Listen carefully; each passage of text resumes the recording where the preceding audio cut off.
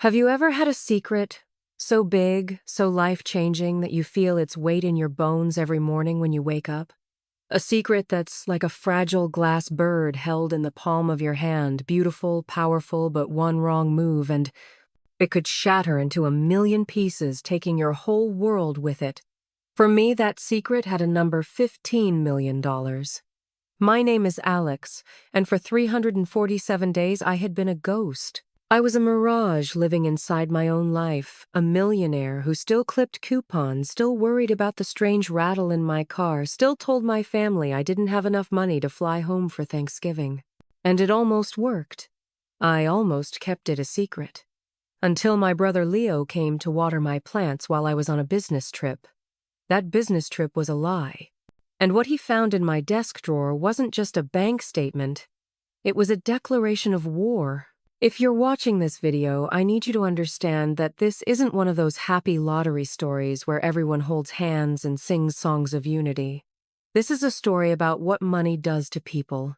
Not how it changes them, but what it reveals about them. This is a story about family loyalty and the devastating cost of betrayal. Before we get into the wreckage, it's important to understand the context.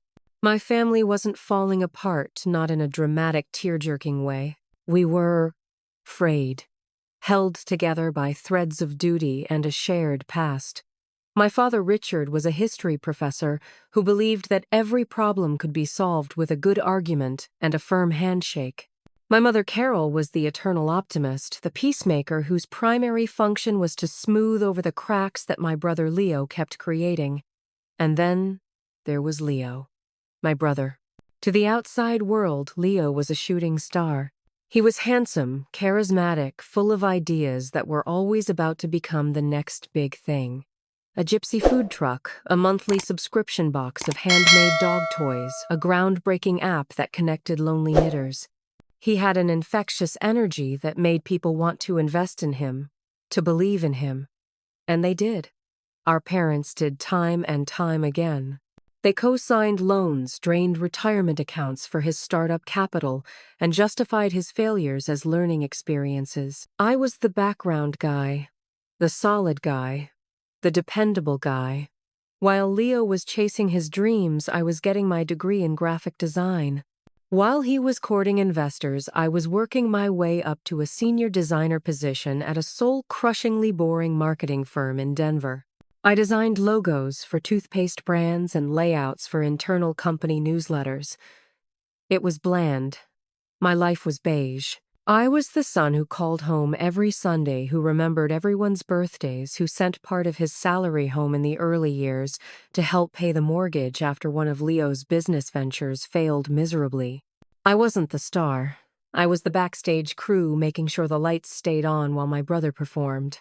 That relationship had been shaped since we were kids. When Leo broke a neighbor's window with a baseball, I was the one who did odd jobs for a month to help pay for the repairs because Leo had a big game he couldn't miss practice for. When he needed a car to take a girl to prom, he took my car, forcing me to cancel my plans because his girlfriend was the daughter of a potential business connection for my father. My role was support. My role was the safety net. And for 31 years, I played that role without complaint. The day everything changed was a Tuesday in October. The sky was the color of a dirty nickel and a cold rain was pouring down on the city. My boss, a man named Marcus with coffee breath and the suction of a damp sponge, had just taken credit for a campaign idea I'd spent 3 sleepless weeks developing. He presented it to the client as his own, and all I had to do was sit there and smile, nodding along like a tumbler. It was the final straw in a long series of other straws. I walked out of the office that evening, feeling empty and visible. I stopped at a 7-Eleven to buy an overpriced energy drink, and the guy behind me was buying a stack of lottery tickets. On a whim, a stupid, hopeless whim, I bought one too, a single Powerball ticket. I didn't even use family birth dates or lucky numbers. I just let the machine pick. A random choice. A $2 ticket to nowhere. I forgot about it. I stuffed it in my wallet and went about my beige life. I made ramen for dinner, watched a show I'd seen a dozen times, and fell asleep dreading tomorrow. The drawing was Wednesday night. I didn't watch. It wasn't until Friday, while waiting in line for a burrito, that I saw the headline on the corner television, $15, million Powerball winner in Denver still hasn't come out to claim.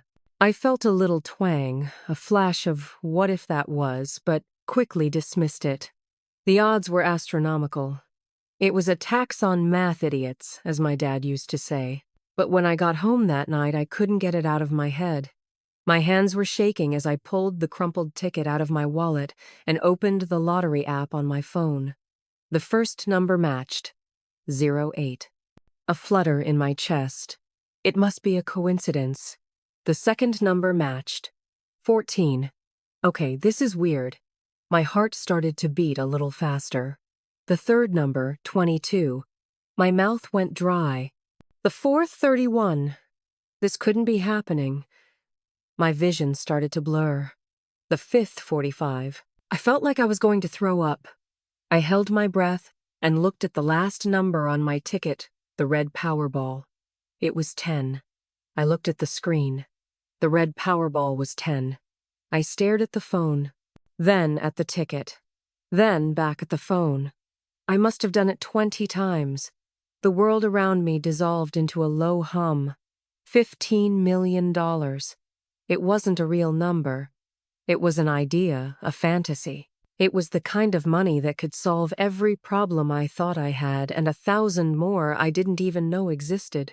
And in that moment of pure, unadulterated shock sitting on the battered IKEA sofa in my shared apartment, my first coherent thought wasn't about a new car or a house or quitting my job. My first thought was, Leo never knew about this. It wasn't a choice. It was an instinct, a survival mechanism honed over a lifetime of using it as a safety net. And that single, terrifying thought sent me down a path that would lead to more lies, more secrets, and more pain than I could ever imagine. Before I tell you about the intricate web I began to weave the double life I painfully built piece by piece, do me a favor. If you've ever felt invisible or had a complicated relationship with your family that you couldn't explain clearly to anyone else, hit that subscribe button, because this story is for you. And trust me, you're going to want to see how it ends. That first night was a jumble of adrenaline and panic. I didn't sleep. I couldn't even sit still. I paced the floor of my tiny one-bedroom apartment from the living room to the kitchen and back again, the winning ticket clutched so tightly in my hand that my knuckles turned white. The paper felt impossibly fragile and impossibly heavy, as if it were both a sacred relic and a time bomb. Every creak of the old building, every distant siren sent a jolt of pure terror down my spine. I kept imagining that someone knew. Someone had seen me buy the ticket, followed me home, and was waiting outside my door. It was completely absurd, but my mind was a train of paranoia out of control. I hid the ticket. First, I taped it to the underside of my desk. Too obvious. Then I put it in a Ziploc bag and stuck it in the freezer behind a bag of forgotten peas. Too cliché. Finally, I decided to stuff it between the pages of a thick, boring graphic design textbook I hadn't opened since college, a book that I was sure no one in the world, especially my brother Leo, would ever have a reason to touch. As the sun began to rise in the sky, painting the Denver skyline in shades of gray and pink, I went from panic to frenzied research. I spent hours hunched over my laptop typing what to do when you win the lottery into the search bar. The result was a horror show, stories of people whose lives were ruined by sudden wealth, families torn apart by greed, long-lost cousins, and opportunistic friends crawling out of the shadows with tragic tales and outstretched hands. Winners left broke and miserable within 5 years. One article was titled, "The Lottery Curse: Why Winning Big is Often the Worst Thing That Can Happen." It was filled with cautionary tales of divorce, addiction, lawsuits, and even murder. It read like a list of my worst nightmares, all laid out in gruesome detail. Every story I read reinforced my original instinct: silence is survival. Revealing this victory wouldn't be sharing good news. It would be painting a giant, shiny target on my back. By morning, I had a rough plan. Step 1, call in sick. I couldn't go into the office and act like everything was normal. My voice was shaking as I left a voicemail for Marcus saying I had food poisoning. Step 2, find a lawyer. Not just any lawyer, but one who specialized in financial planning and trust law someone who had handled lottery winners before. Step 3, and this was the most important step, build a firewall. An impenetrable wall between Alex before the lottery and Alex after the lottery. That meant no sudden changes. No flashy cars, no expensive watches, no sudden resignations. I had to continue being reliable beige Alex, the overworked, slightly boring son. My new life, the life of a millionaire, would have to exist entirely in the shadows managed through lawyers and anonymous trusts. It was the only way I could protect not only my money, but also myself from my family. From Leo. The planning gave me a fragile sense of control. The terror of the night before began to subside, replaced by a kind of cold, sober determination. This was no longer a lucky break. It was a complex, strategic problem that had to be solved correctly. I had spent my life cleaning up other people's messes. This time I would prevent the mess from happening in the first place. Finding a lawyer is like dating in the dark. You don't know who to trust, and the cost of choosing the wrong one can be anything. I couldn't just Google lottery lawyer and pick the first result. I needed someone discreet.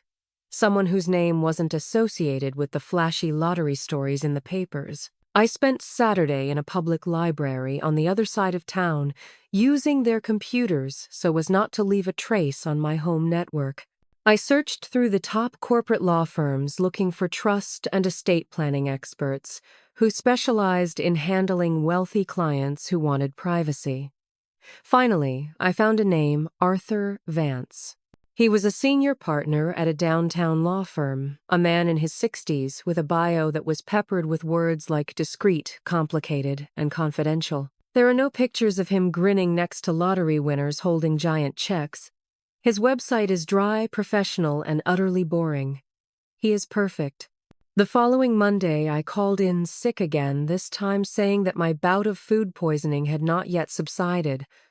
The lie was becoming alarmingly easy. I put on my best clothes, a slightly too tight button-down shirt and khakis that I usually only wore to interviews, and drove my rickety Honda Civic to a glass and steel skyscraper. I felt ridiculous, like a child playing pretend. Arthur Vance's office was on the 42nd floor, and as I stepped out of the elevator into the opulent reception area, I felt like all eyes were on me. Marble floors, abstract art on the walls, and a woman behind the desk who looked as if she had never had to worry about paying rent in her life.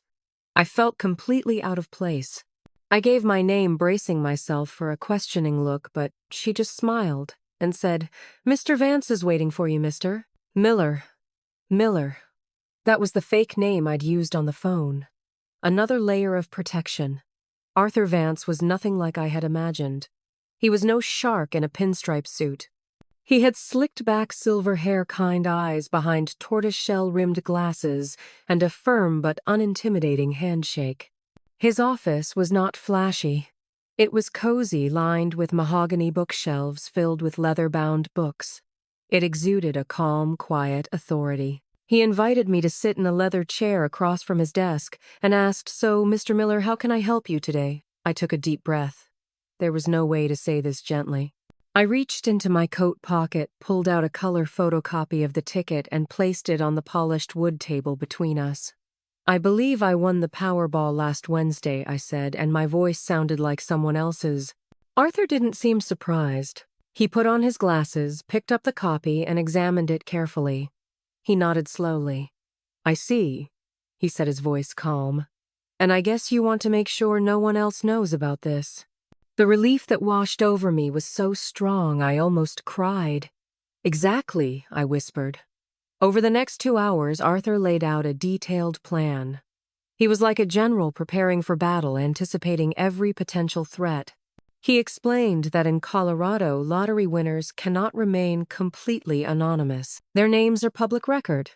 However, there are ways to create layers of protection. "We're going to set up a limited liability company, an LLC," he explained, sketching out a legal pad. "That company will be the entity that receives the prize money. Then we'll set up an anonymous trust, and the LLC will transfer the assets into it. You'll be the sole beneficiary of the trust, but your name won't appear on any public documents related to the prize. Legally, the winner will be a corporation that can't be traced back to you. It sounded complicated, but Arthur explained everything clearly and patiently. He talked about the tax implications, the importance of hiring a financial planner and an accountant you trust, and the biggest mistake most winners make, changing their lifestyle too quickly. Money can't buy invisibility, he warned. If you drive to work tomorrow in a Ferrari, all the trust funds in the world can't keep you in the dark. As we were completing the initial paperwork, my phone buzzed in my pocket. It was my mother. My heart sank. I gestured an apology to Arthur and answered the call, trying to keep my voice casual. "Hi, Mom," I said. "Alex, honey, I heard you had food poisoning. Are you okay?" Her voice was filled with genuine concern, and a twinge of guilt crept up on me. "I'm feeling better, Mom," I lied. "It's just something I ate. I should be fine in a day or two." "Oh, good. You have to be careful," she said. And then, as usual, the conversation took a turn. "By the way, while I was calling, your brother Leo had a great idea. It involves ethically grown specialty coffee delivered by drone. He said it was revolutionary." I could hear the excitement in her voice, the unfailing enthusiasm for Leo's next project. I leaned back in my chair, feeling exhausted. "Sounds ambitious," I replied cautiously. "Yes, he just needs a little bit of startup capital to buy some roasting equipment. He was wondering if I could lend him a few $100s to get started. He'll pay me back as soon as investors come in." A few $100s. I was sitting in a lawyer's office, signing papers for a sum of money that could change a small country, and my mother was asking me to borrow a few $100s for another of my brother's far-fetched drone ventures. The irony was cruel. I could feel the old trap closing in on me. My role, the safety net. It would have been easy to say yes, to transfer the money and keep things peaceful. But Arthur was looking at me from across the table, his eyes all-seeing. His warning echoed in my head, no sudden changes. Suddenly, having money to lend would be a change. "Mom," I began, and I hated the hesitation in my own voice. I really can't right now. Things are tight. I just had to pay for car repairs, and I really don't have any extra." The silence on the other end of the line stretched. It wasn't an angry silence, but a disappointed silence. "Oh," my mother said, her voice dropping. "Okay, honey. I get it. It's just, he was so hopeful. You know him. I knew. Oh, I knew too well. I knew he'd be disappointed, and then she'd be upset that he was upset, and somehow I'd end up being the one at fault." "I'm sorry, Mom," I said, and that apology felt more real than any lie I'd told all day. "I'm sorry I had to lie, sorry I had to start building this wall." After I hung up, I looked at Arthur. "Family," I said, and it felt like a complete explanation. He nodded sympathetically. "That's why we're doing this, Alex," he said softly, using my real name for the first time. "This isn't about greed. This is about protection. About giving you a moment to breathe." I nodded, guilt and determination warring inside me. The road ahead would be much harder than I'd imagined, but now there was no turning back. The next 2 weeks were a whirlwind of paperwork meetings and carefully crafted lies. Under Arthur's guidance, we formed Summit Holdings, LLC. I was the sole member, but the registered address was Arthur's office. Then we created North Star Trust, an even more obscure entity designed to be a financial fortress. Finally, the day of the award arrived. Arthur handled everything. I didn't have to show up. I didn't have to face cameras or questions. I just sat in my apartment all day, staring at my phone, feeling like I was waiting for the results of a life-or-death surgery. Around 3 p.m., I received an email from Arthur. The subject line was just one word: complete. Attached was an encrypted PDF file.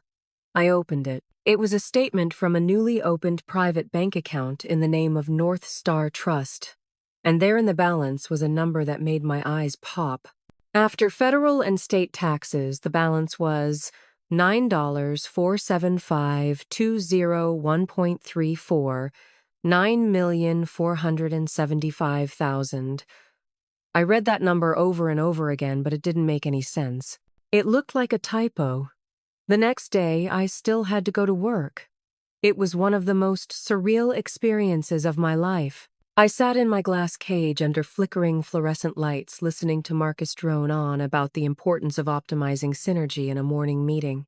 I had nearly $10 million in an account that no one knew about, and I was nodding and pretending to care about what font to choose for a new yogurt ad. It all seemed absurd. My boss's stress, my coworkers' complaints about gas prices, the false urgency of deadlines.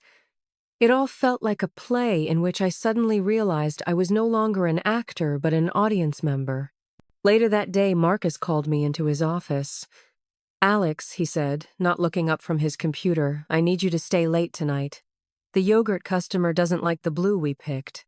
They want to see 50 different shades of blue by 9 a.m. tomorrow.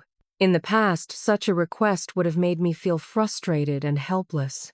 But this time, something changed. I looked at the bald top of his head, at his rumpled shirt, and I felt only pity. "No," I said. Marcus finally looked up, blinking as if he wasn't sure he'd heard right. "Excuse me," I said. "No," I repeated, my voice surprisingly calm and sure. "I have plans tonight. I'll send you the standard blue palette before I leave. They can choose from that." He gaped at me. I'd never said no to him before. The silence stretched for a few seconds, and I could see him trying to process this disobedience. Finally, he just muttered, "Okay," and turned back to his computer. As I walked out of his office, I felt a sense of freedom so powerful it was almost dizzying. It wasn't a big act of defiance. It was a small thing. But it was the first time I'd felt the power of my secret. It wasn't just money. It was self-determination. On the way home, I did something I'd never done before.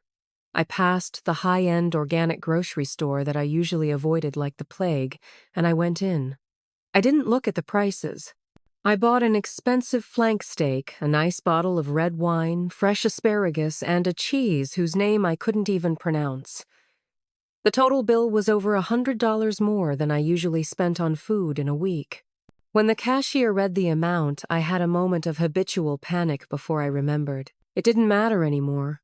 I paid, walked out with my shopping bags, and felt like I had just committed a great act of rebellion. My double life began to take shape.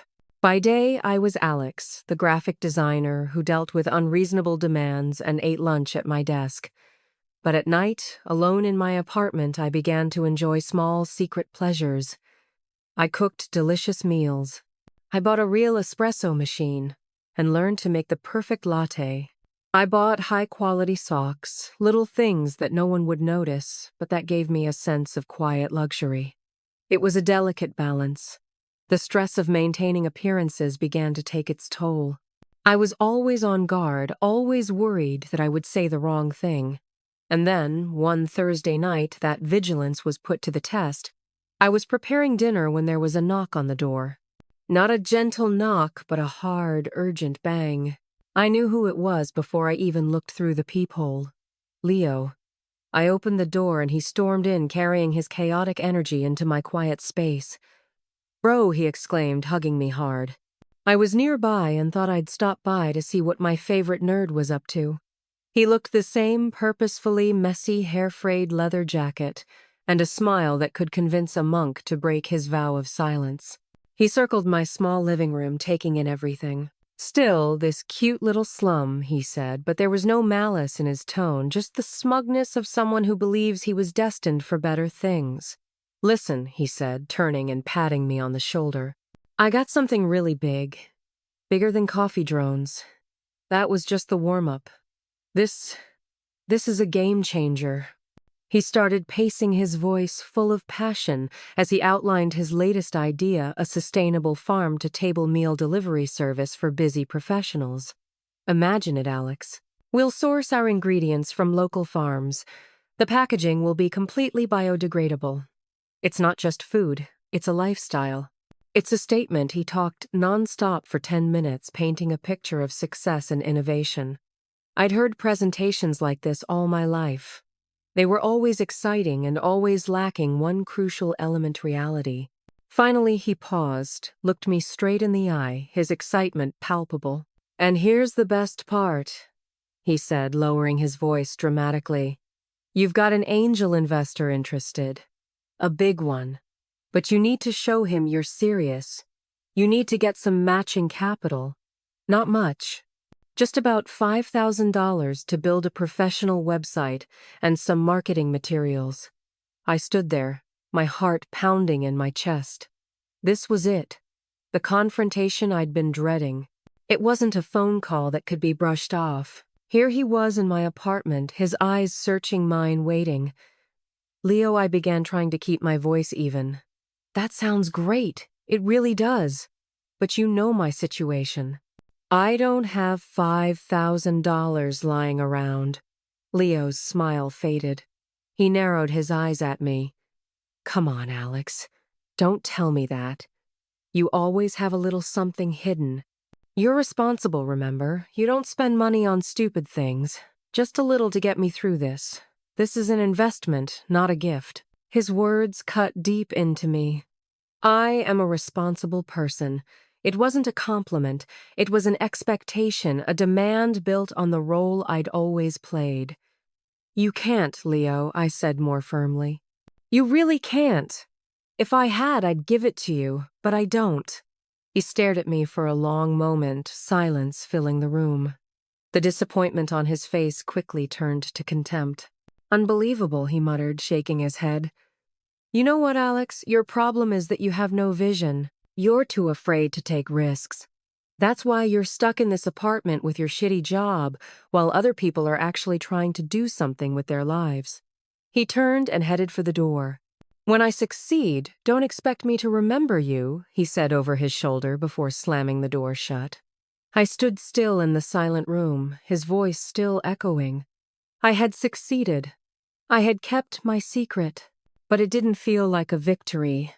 It felt like a fresh wound, and I had a terrible feeling that this was only the beginning.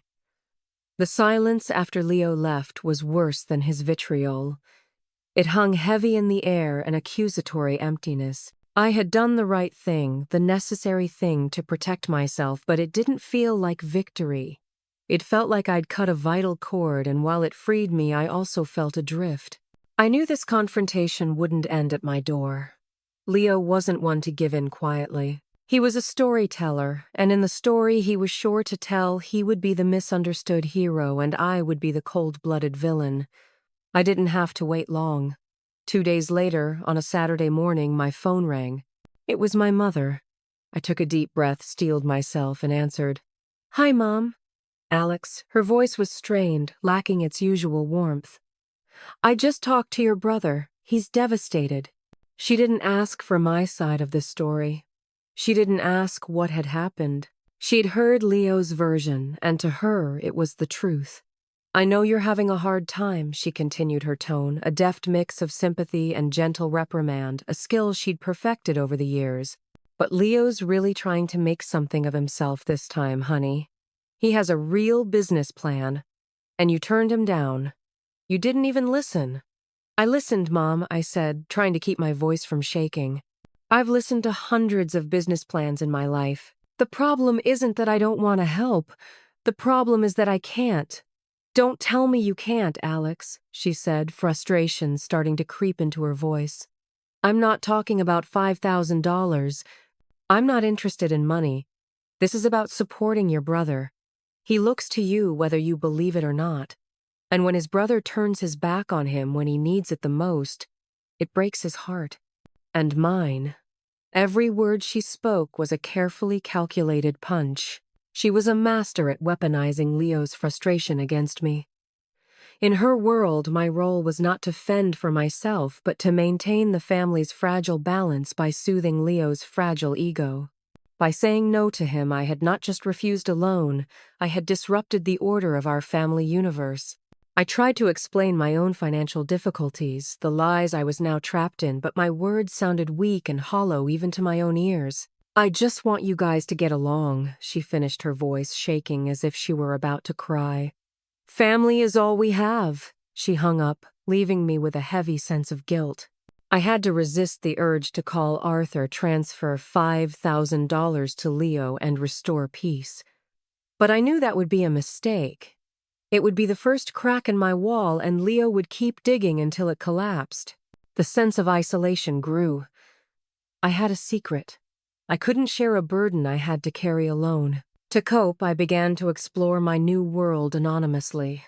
I didn't buy flashy things. Instead, I started buying experiences. One Friday night, I made a reservation under a false name at the most exclusive restaurant in Denver, a place I usually walked past and looked at longingly. I wore a newly purchased sport coat and sat alone at a small table in the corner. I ordered a 7-course meal with wine pairings. At first, I felt self-conscious, certain that everyone was staring at the man dining alone. But then I realized no one cared. I immersed myself in the experience, the complexity of flavors, the professionalism of the waiter, the murmur of conversation around me. It was like watching a movie. I wasn't a part of it, but I could observe it. I paid the bill in cash and left without speaking to anyone. I became a ghost at my own party. I started doing this more often. I went to art museums and spent hours standing in front of the paintings without distraction. I drove to the mountains on weekdays, hiking deserted trails, breathing in the fresh air, and feeling small among the majestic mountains. These trips became my refuges. They were moments when I wasn't Alex the responsible son or Alex the depressed graphic designer. I was just a man with time and space to think. And I did think a lot. Arthur introduced me to a financial planner, a smart woman named Evelyn Reed. She was nothing like Arthur. Where Arthur was quiet and fatherly, Evelyn was sharp, direct, and had eyes that could see right through you. At our first meeting, after reviewing the trust documents and the initial investment portfolio, she leaned back on the table and looked at me. "Okay, Alex," she said. "The protection plan is in place. Arthur did a great job. Now the real question is, what is this money going to do?" I was taken aback. "What do you mean?" "I mean, what's the end goal?" she asked. "You're not going to be a monk forever. You're not going to work at that marketing firm until you retire. So what's the end goal? What do you want to do with your life now that you can do anything?" No one had ever asked me that before. My life had always been about what I right do, not what I want do. I had to do well in school. I had to have a steady job. I had to support my family. Evelyn's question was like opening a door to a room I didn't even know existed. I don't know," I confessed. "I've never really thought about it." "Then start thinking," she said without judgment. "This money is a tool, an incredibly powerful tool. You can let it sit in an account and watch it grow, and that's fine. Or you can use it to build something, a business, a charity, a new life. But you can't do that if you don't know what you're building." That conversation has stayed with me. What is this money for? It echoed in my head as I drove to work, as I sat in meetings, as I dined alone. It forced me to look beyond the fear and secrecy before my eyes. Weeks passed. Contact with my family dwindled. My Sunday calls to my mother became brief and strained. My father, when we spoke, made subtle comments about family loyalty. It was clear that Leo had succeeded in shaping the narrative. I was frozen. While it hurt, it also felt strangely liberating. For the first time in my life, I wasn't caught up in Leo's mess. I was free. But that freedom came at a price. As November rolled around, a new fear began to creep in Thanksgiving. It was a non-negotiable event in my family. The entire clan would gather at my parents' house. It was a day of football, intense political debates, and family scrutiny. I couldn't go. Facing them all with their implicit disappointment and rebuke was too much. But I couldn't say I didn't want to go either. That would cause a full-blown family war. I needed a lie. A solid lie. I called my mom on a Sunday night. "Mom," I said, trying to sound both excited and apologetic, "I have great news. My company is letting some of our senior designers take on freelance projects, And I just got a big project, a client on the West Coast. It could really be a big step forward for my career. Oh, Alex, that's wonderful, she said. And for the first time in weeks, I heard genuine warmth in her voice. I'm so proud of you. Thanks, Mom. But there's a problem, I continued. The deadline is irreversible. It falls right on Thanksgiving weekend. I'll be working the whole time. I'm really sorry, but I don't think I can come home. I held my breath waiting for her response. There was a pause, and I could imagine her weighing her pride in my false success against her disappointment in my absence. Oh, she said, and I could hear the disappointment. Well, work is work. We'll miss you, but if it's important to your career, then we understand. The lie had worked. Too easily. I felt a mixture of relief and self-loathing. I ended the call with promises to call on Thanksgiving. When I put the phone down, my apartment seemed quieter and emptier than ever. I had bought myself freedom from a day of family drama, but I had done it by isolating myself even further. I would eat Thanksgiving dinner alone. A millionaire eating alone while his family believed he was too busy and broke to come home. And I had no idea that that lie, the lie that was created to protect me, would be the very thing that would sow the seeds for the collapse of everything. Thanksgiving came and went in a strange blur. I kept my promise. I bought a small turkey, made all the traditional fixings, mashed potatoes, gravy stuffing, and set up a meal for one on my small dining room table. I poured myself a nice glass of wine and turned on a football game on the television. It had all the makings of a Thanksgiving, but it lacked soul. The silence in the apartment was deafening. I remembered the chaos of Thanksgivings past, my mother yelling in the kitchen, my father and Leo arguing about politics, the laughter of my aunts and uncles and cousins. I had always hated that chaos, but in the silence of that day I longed for it. At around 2 p.m. I called home as promised. My mother answered and I could hear the family commotion in the background. "Alex, happy Thanksgiving, honey," she shouted over the noise. "Thinking of you, everyone says hi." "How's your project? It's going well, Mom," I lied, looking at my lonely dinner. "It's a lot of work, but it's worth it." She passed the phone to my dad, then to Leo. The conversation with Leo was awkward and brief. "Hey," he said, his voice flat. "Heard you're working hard." "Yeah," I said. "How about you? Still trying to change the world," he said, with a hint of sarcasm. "Good luck with your project." And that was it. The call ended and I was alone again. I was through it, but the emptiness was still there. As December began, a new normal began to take shape. I continued my double life. At work, I became more assertive, taking on projects I wanted and turning down boring tasks.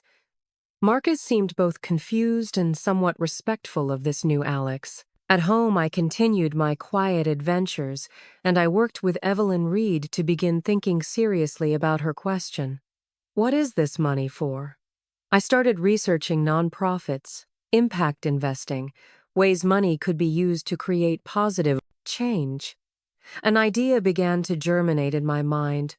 A tiny idea, but it was my own.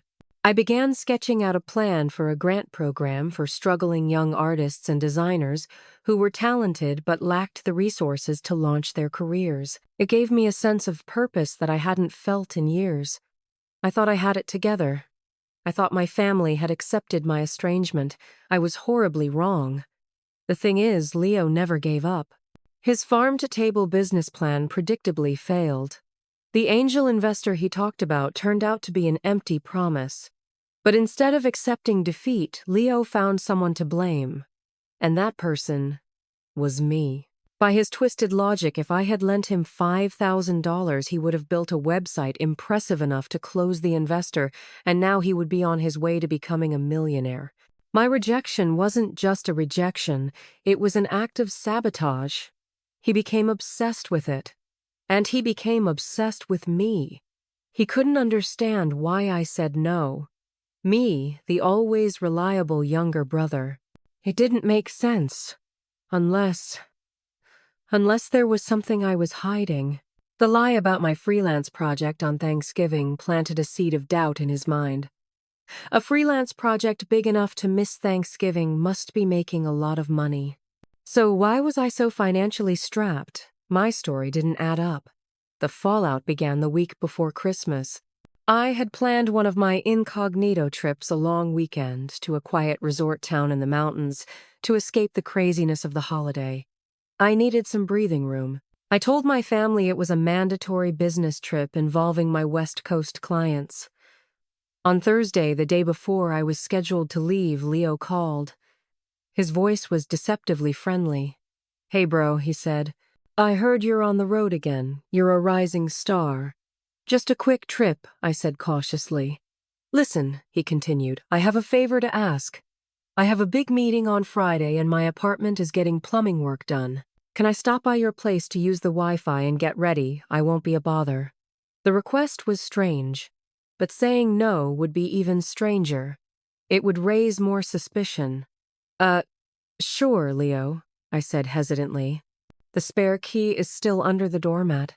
"Great, you're the best," he said and hung up. A cold feeling of unease crept up my spine.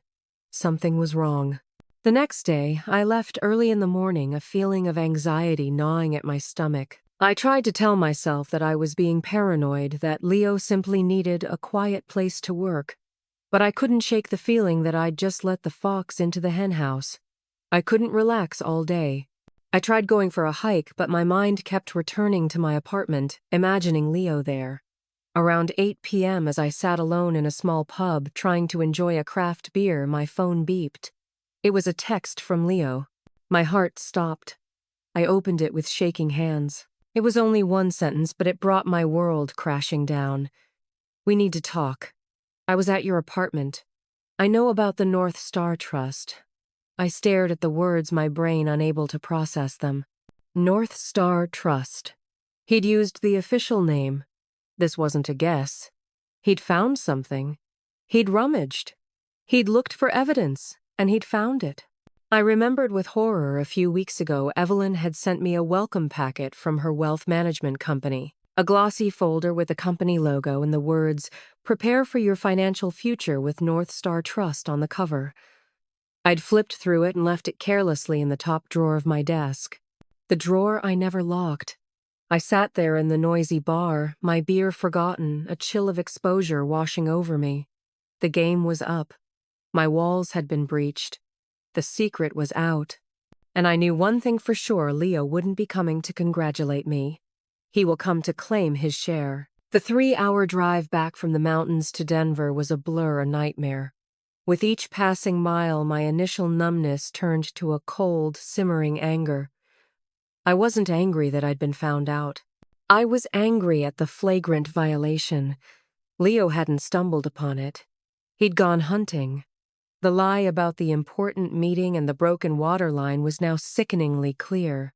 It had been a ruse, a calculated plan to gain access to my personal space and find answers to his gnawing suspicions. He'd rummaged through my things, invaded what little privacy I had, all to confirm his theory that I was hiding something from him. The false intimacy in his voice on the phone the day before now made my stomach turn. I'd been tricked. When I got back to my apartment complex around midnight, the lights were still on. He was waiting. I sat in my car for a long time in the dark parking lot, trying to contain the rage and fear swirling inside me. I had rehearsed this confrontation in my head hundreds of times, but it had always been a hypothetical situation, a phantom in the distant future. Now that it was here, I felt completely unprepared. Finally, I forced myself out of the car and went upstairs. As I inserted my key into the lock, I could hear the television playing inside. I took a deep breath and walked in. Leo was sitting on my couch, his feet up on the coffee table like he owned the place. He was flipping through channels with my remote. Evelyn's corporate files were on the table next to him, open at random. He didn't look up right away. He was enjoying the moment, the show of power. "How was the business trip?" he asked, casually, his eyes still glued to the screen. His voice dripped with sarcasm. "Stop it, Leo," I said, my voice hoarser than I expected. "What do you want?" He looked at me now. There was no smirk on his face. Instead, his expression was a strange mix of anger and something close to hurt. "What do you want?" he repeated, his voice rising. "I want to know why Alex." Why did you lie? Why did you treat me like a stranger? Probably because you broke into my apartment and went through my stuff. I shot back my anger, finally coming out. Don't try to turn this around, Alex, he said, standing up facing me. He was a few inches taller than me, and he used that advantage moving closer. I knew something was wrong. You started acting strange, refusing to lend me a small amount of money, lying about being busy. I was just trying to figure out what the hell was going on with my brother. My brother doesn't owe me an explanation for every decision he makes, I shouted, years of resentment pouring out. Especially when you only show up when you need something. Oh, is that it? He sneered a bitter laugh. This is revenge for all the times I had to be the responsible one, right? I finally got a little something for myself, and I want to hoard it. Want to watch you fail just so I can feel superior. This has nothing to do with you, I said, even though part of me knew it was a lie. Of course it had to do with him. Everything had to do with him. This is about your disrespect for boundaries, about your claim to my time, my money, my life. I knew exactly what would happen if I told you from the start. You would have 1,000 ideas and investment opportunities by the next morning. It would never be my money. It would be our family venture capital fund. Every word hung in the air between us, heavy and toxic. This was no longer a fight about money. This was the fight of a lifetime, the confrontation we had avoided for 30 years. Every petty grievance, every secret jealousy, every unspoken disappointment was laid bare under the merciless light of my small apartment. So, you think I'm a parasite, Leo said, his voice low and dangerous now. You think I just want your money? My actions speak for themselves, don't they? I replied. He shook his head slowly, a sad smile playing across his lips. You don't understand, do you, Alex? You never understood. You look at me and you see failures, failed projects. You don't see effort. You don't see vision. You only see risk. You call it vision, you call it risk, I said. You call it recklessness. Risking with other people's money. With your parents' retirement savings, your parents believed in you, he roared. That's different for you. You, my brother, the one who should have been the first to support me, are the first to turn your back. He walked over to my desk and picked up the file, waving it in the air. And now you have all this money, more money than any of us could ever dream of. And you've hidden it. You've sat there, watched me struggle, watched me try to build something, and you didn't say a word. It's not my responsibility to fund your dreams, no, but it's my responsibility as a brother, as a human being, not to lie to my family, not to create a web of lies just so I can sit on my throne of money and judge us all. He threw the folder on the floor. The pages flew. The silence fell again, but this time it was heavier, full of unsaid things. The energy in the room had changed. The initial anger had dissipated, leaving something more raw and painful. I'll tell my parents, Leo said, his voice drained of emotion. It wasn't a threat. It was a statement of fact. They deserved to know why their son suddenly became a selfish liar. He headed for the door, but paused with the doorknob in his hand. He turned to look at me, and for a moment I saw something else in his eyes. Not anger, but profound loss. Congratulations, Alex, he said. You got what you wanted. You're rich. And you're all alone. The door closed behind him, leaving me standing in the ruins of my carefully hidden life. My wall had not just been breached. It had been razed. And I knew the battle had only just begun. The real storm was yet to come. Leo kept his word. The storm hit not with a thunderclap, but with a deadly silence over the phone line the next morning. I stared at my mother's name on the screen for 5 full rings, each ring a hammer blow to my chest. I knew this call was coming. I knew it would be devastating. But that knowledge did nothing to prepare me for the actual sound of her voice when I finally answered. It wasn't angry or disappointed. It was the sound of something precious broken beyond repair. Alex, she began, and that single word held an ocean of pain. I could hear the sob in her throat, an earthquake of emotion she was trying so hard to contain. Your brother just told us everything. Honey, please tell me it's not true. Please tell me he's wrong. Her plea, her desperate need to believe the son she had always called her rock, was more painful than any accusation. An accusation I could fight, but a broken heart could not. I leaned my head against the cold wall of the hallway, closing my eyes. The energy to lie, to build another wall, was completely gone. All that was left was the naked, ugly truth. "It's the truth, Mom," I said, my voice so soft it was almost a whisper. A sob finally escaped her, a heartbreaking sound of surrender to a terrible truth. "Why, Alex?" she cried, her voice breaking. "Why did you do this to us? What did we do wrong? We are your family." For the next 15 minutes, I tried to explain. I talked about the shock, about the initial fear, about the horror stories I'd read about lottery winners whose lives had been ruined. I tried to express the feeling of having been backed into a corner my entire life, the feeling that whatever I had belonged to my family, or rather to the Leo's Dreams Fund. I talked about Leo's trespass, about how he had proven my worst fears correct. But my words rang hollow. They were reasons, rationalizations for an action that to her was a profound emotional betrayal. She didn't hear my fear, she only heard my lack of trust in her.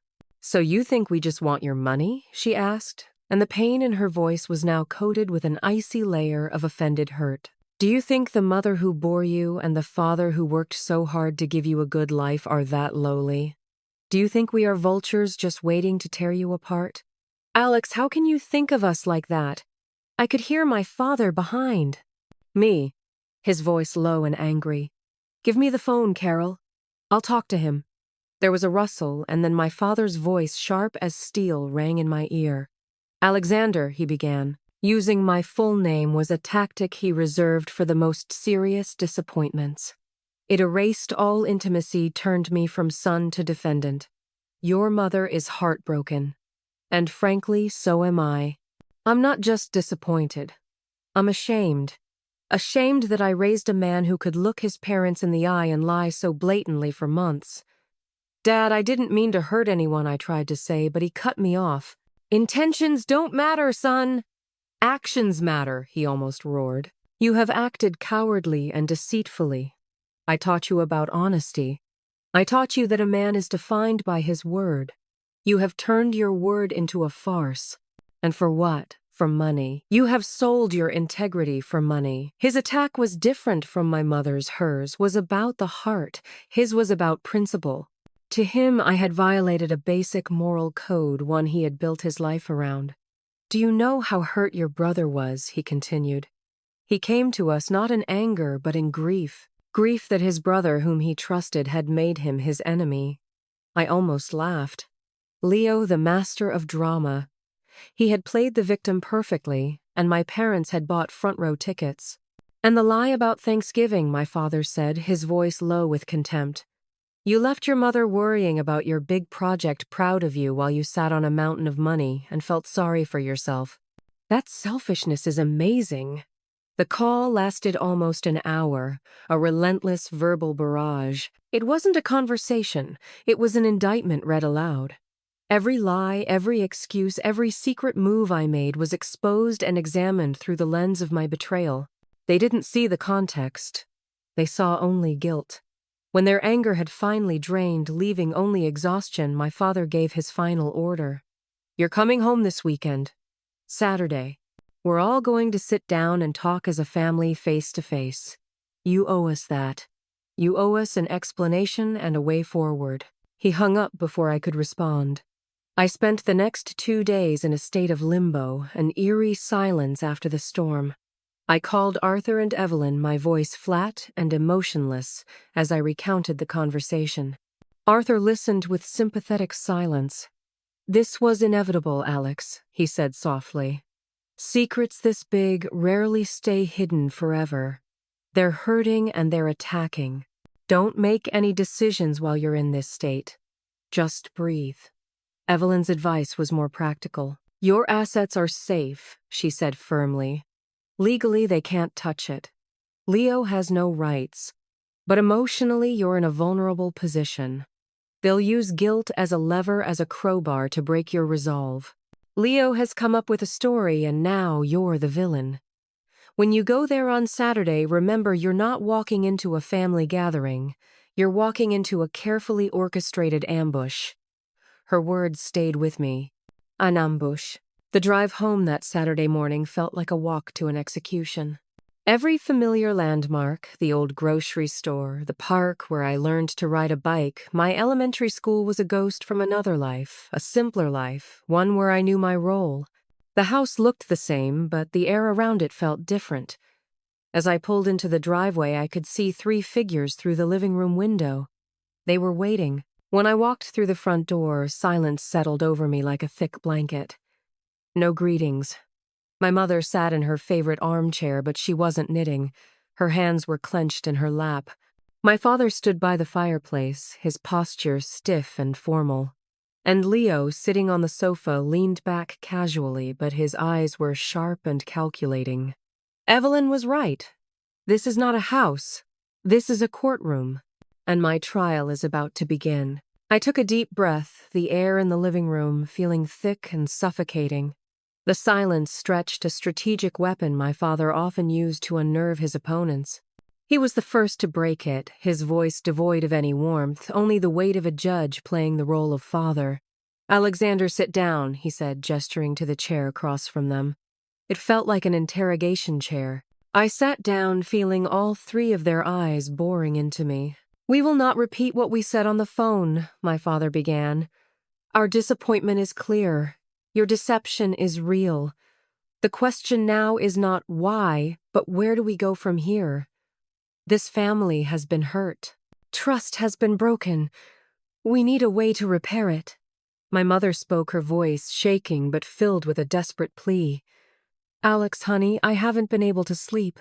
I keep thinking, how did we get to this point? You two, you were so close. I just want that back. I want our family to be whole again. Money. It's not worth losing each other." She looked at me, her eyes begging me to agree to be the peacemaker, to be the Alex she had always known. It was a direct attack on my greatest weakness, guilt. Then Leo, who had been silent until then, spoke. His voice was deceptively reasonable and calm, the voice of a seasoned diplomat dealing with a crisis. "You're right," he said, nodding gravely. "This isn't about money. This is about trust and how we operate as a family. Alex, you acted out of fear, and I understand that. But secrecy created this wound. The only way to heal it is through complete transparency." He leaned forward, elbows on knees, looking sincere. "Here's how we fix this," he said, his eyes darting from my parents to me as if he were offering a noble peace treaty. "We set up a family trust, an actual legal entity. All the money will go into it. All of us, dad, mom, brother, and sister, will be board members with equal voting rights. Every major financial decision from investing to spending will be made by majority vote. That way, there's no room for secrecy, no room for doubt. It will ensure that this money is used for the good of all, a whole family, to protect the future of parents, to create opportunities for the next generation. It will restore trust by making it a shared effort." It was a stroke of genius, a masterpiece of manipulation. He didn't ask for money for himself. He proposed a democratic system. He wrapped his coup in the language of reconciliation, fairness, and family unity. He cast himself as the problem solver and I as the only obstacle to family healing. I watched it unfold in slow motion. My father, a man of structure and order, nodded slowly. "A formal structure," he murmured, fascinated by the idea. "It would remove the emotional element. It would ensure accountability." That sounded reasonable. My mother, desperate for any solution that promised peace, seized on it like a lifeline. "Yes," she said, her face lighting up with hope. "We can do it right, Alex, all of us together, just like old times. We can make things right again." All eyes were on me again. The trap had been set perfectly. They had created a scenario where there was only one right answer. Saying yes would mean that I was sorry, that I was willing to make amends, that I was putting my family first. Saying no would be the final, irrefutable proof that I was exactly the selfish, distrustful monster Leo had painted me as. It would confirm every worst thing they thought about me, and it would make me take full responsibility for the destruction of my family. I looked at my brother's face. He was trying to hide it, keeping a serious, concerned expression, but I could see it, a small, almost imperceptible glint of triumph in his eyes. He had won. He had me backed into a corner. And in that moment, something inside me broke. Not a loud rupture, but a quiet crack. It was the rupture of 30 years of repression, of 1,000 small grievances, of the invisible burden of always being the responsible one. I suddenly remembered Evelyn's words. They will use guilt as a lever. And there it was. The crowbar was being placed. I could feel the pressure pressing me to give in. But beneath that pressure, a new emotion was rising, one I rarely allowed myself to feel: cold, pure rage. Rage, not just at Leo, but at my parents for their willful blindness, and at myself for allowing this to go on for so long. I had made my decision. I took a deep breath, feeling the air fill my lungs. No, I said. The word hung in the air, small but with the weight of a planet. My mother recoiled as if slapped. My father narrowed his eyes, his disbelief quickly turning to anger. "What did you say?" he demanded. I said no, I repeated, and this time my voice rang out with a steely certainty that even I didn't know I had. There will be no family trust. There will be no board of directors. There will be no majority vote. This is your money. Period. Leo stood up, his face red with rage. Unbelievable. Even now, after all this, you're still so selfish. Don't you care about this family? Oh, I do, I said, and I stood up too, facing him. I care enough to not let you turn this family into a company with you as the CEO. I care enough to not let you destroy my parents' financial future the same way you did to their retirement accounts. Enough, Alex, my dad roared. You will not speak to your brother like that in my house. Then we should talk about what happened in this house, I shot back, finally releasing the words I had been swallowing for years. Should we talk about the times you had to use your savings to pay off Leo's credit card debt, or about the car we bought you for college that Leo wrecked and never fixed, or about the tens of thousands of dollars you poured into his ideas? While you were taught financial responsibility and left to fend for yourself, I turned to Leo, who was looking at me with pure hatred. You say it's not about the money, but for you, it's always been about the money. Other people's money? You don't want transparency. You want control.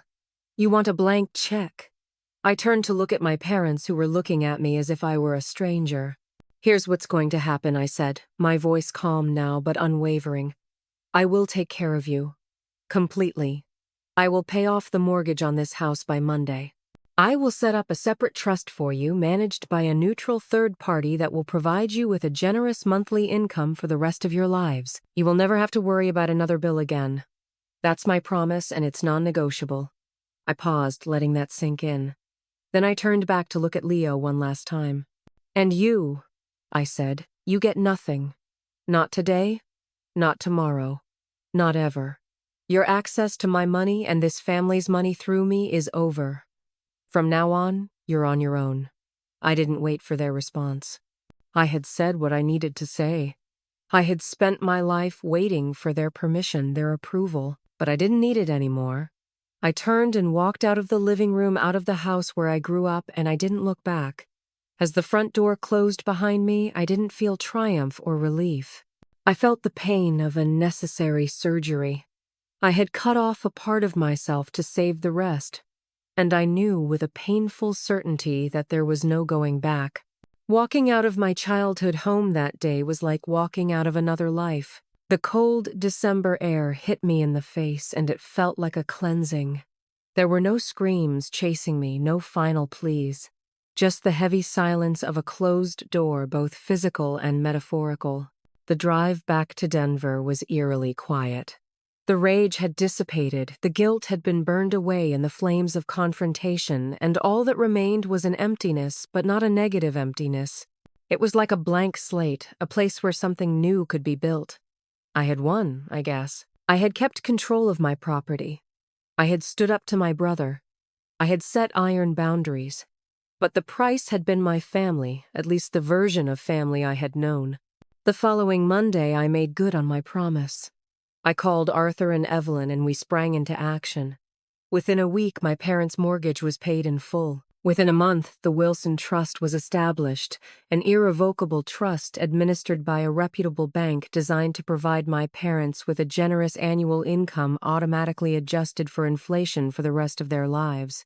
It also included a special provision to pay for any medical expenses not covered by insurance. They would never have to worry about money again. Their attorneys had received all the paperwork.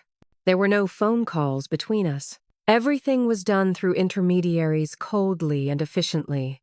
I didn't hear from them for months. The silence was total. The Sunday calls stopped. No birthday messages. I was cut off. Part of me had expected it, but the pain was still very real. In the meantime, I focused on rebuilding. I quit my job at the marketing firm. I gave Marcus a 2-week resignation letter, and on his last day he shook my hand and said, "I don't know where you're going, Alex, but they're lucky to have you." It was the nicest thing he'd ever said to me. With Evelyn's guidance, I spent my time purposefully. I founded the foundation I'd always dreamed of, the North Star Creative Fund. Its goal was simple: to provide no-strings-attached grants to emerging artists, designers, and writers who were struggling financially. It was a way to turn my good fortune into opportunity for others who, like me, were full of talent but held back by circumstances. I rented a small office, created an anonymous jury to review applications, and threw myself into the work. It felt meaningful. For the first time in my life, I felt like I was creating something that mattered. About 6 months later, I received an email. It was from an address I didn't recognize. The subject line was just one word: "Thanks." The email was brief. "Alex." Our lawyer explained everything. We got the statements. The lien was cleared. Mom and Dad didn't know what to say. "You didn't have to do that after what happened. But you did, my mother." There was no "I love you." No invitation to reconciliation. But it was more than silence. It was a small crack in the ice wall. I wrote back just as briefly: "Mom, I promised. I'm glad to know you're okay, Alex." It was the beginning of a slow, cautious thaw. Occasionally, we would exchange brief emails. She would tell me about her garden. I would tell her about an artist my foundation had just funded. We didn't talk about Leo. His name was a black hole in our small family universe, a silent mass around which everything else had to carefully orbit. I heard about him secondhand. He tried to start a few other businesses, but without his parents' money or my tacit support, they quickly failed. He had to take a sales job, a job he despised. From what I heard, he was bitter and angry. He told relatives that I had stolen the family inheritance and abandoned my parents, a lie so blatant it was almost laughable. But I didn't try to correct him. I learned that you can't control the story others tell about you. You can only live your own truth. The real change came almost a year after the confrontation. I got a call from my dad. It was the first time we'd spoken face to face. His voice was older, more tired. "Alex," he said, "your mom, she's in the hospital, had a mini-stroke. The doctor says she'll be okay, but I thought you should know." I didn't hesitate. I got in my car and drove the 3 hours home. When I got to the hospital, my dad was sitting in the waiting room, looking small and lost. He looked up as I approached, and in his eyes I didn't see anger or judgment. I saw only fear. We didn't hug, but he put his hand on my shoulder, a gesture that spoke louder than 1,000 words. My mother was asleep when I entered the room. I sat by her bed for hours. When she woke and saw me, she smiled, a weak but genuine smile. "My son," she whispered, and in that moment, the money, the lies, the betrayal, it all fell away. Only love remained, buried beneath the rubble, but still there, enduring. Leo didn't come to the hospital that day. He came the next day while I was sitting with my father in the cafe. He paused at the door, looking awkward and uncertain. He had lost weight. His usual confidence was gone, replaced by a tiredness. My father nodded at him, and he walked in, sitting at our table. We sat in silence for a while. "How's Mom?" he asked, finally looking into his coffee. She's stable, I said. They'll keep her for a few days for observation. Another silence. Then he looked at me, and for the first time in my life, I saw something naked in his eyes. No cockiness, no guile. Just regret. Listen, Alex, he began, his voice hoarse. About everything. I was wrong. I was a bastard. There's no excuse. It wasn't a grand apology. But it was true. And it was all I needed to hear. I know, I said. I'm not perfect about this either, Leo. And it was true. My secret had eaten away at our family from the inside. Maybe there was a better way, another way. But we couldn't go back. We could only move forward. My mother made a full recovery. That event, that shock of life's fragility, changed everything. It didn't erase the past, but it rearranged our priorities. Anger seemed small in the face of loss. We began to rebuild, not the family we had once been, but something new, something more honest and perhaps stronger. Leo and I were never as close as we had been as children, but we had found a new kind of peace, a cautious, mutual respect. He was still struggling, but he was doing it on his own, and there was a new dignity in him that I had never seen before. My story doesn't have a neat, happy ending where everyone holds hands and walks off into the sunset. Real life doesn't work like that. It's messy, complicated, and full of scars that never fully fade. Money didn't buy me happiness. It bought me freedom. The freedom to break free from the role I'd been forced into. The freedom to discover who I truly am without the burden of expectation. And most importantly, it gave me the freedom to redefine what family means. Family isn't about obligation or blind sacrifice. It's about choice. It's about showing up when the going gets tough. It's about forgiving even when it seems impossible. It's about knowing that love, real love, isn't about what you can give, but who you are when you have nothing left to give. I am still a rich man, but my true wealth now does not lie in a bank account. It lies in the peace of knowing who I am, in the joy of seeing a young artist succeed because of my help, and in the fragile, hard-won warmth of a phone call from my mother just to say hello. I kept my lottery winnings a secret, and it nearly destroyed me. But in the end, the truth in all its brutality and liberation set me free. And that was a lesson worth more than any jackpot in the world.